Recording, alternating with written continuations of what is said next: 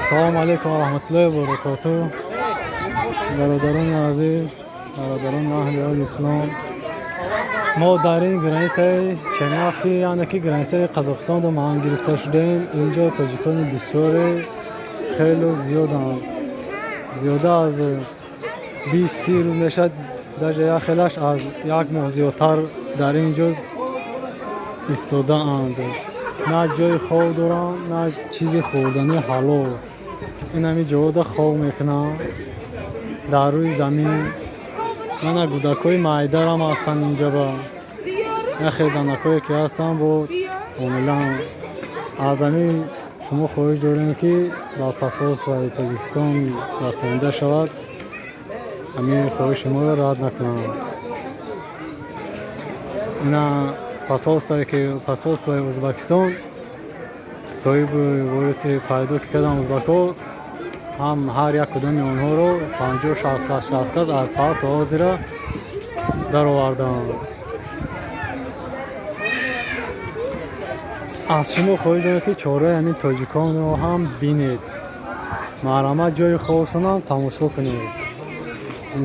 اینا میخواهی جا داخل میرم. این همین گودکا در جا قیبه داره.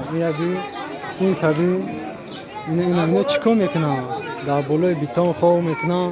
بعد میگن که بیمار میشن، بیماری را میبیارن. کنیشن در بالای بیتان خواب روی میان خواب پار میمونی. مرامت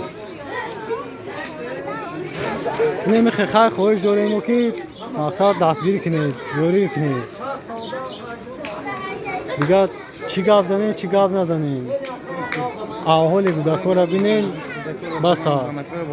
من از زنها را هم هستم با مادرها را هم هستم. از تاجیکستان خیلی آدم های بسیار هم. اینا از کجای تاجیکستان؟ از کجای تاجیکستان؟ از خودجان. این آدم از خودجان. دنغره، قرغان، قلوب. دنغره، قلوب.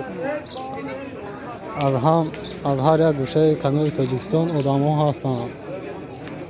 التماس از شما خواهش داریم با همین ویدیویی که ما کردیم تماشا کنید.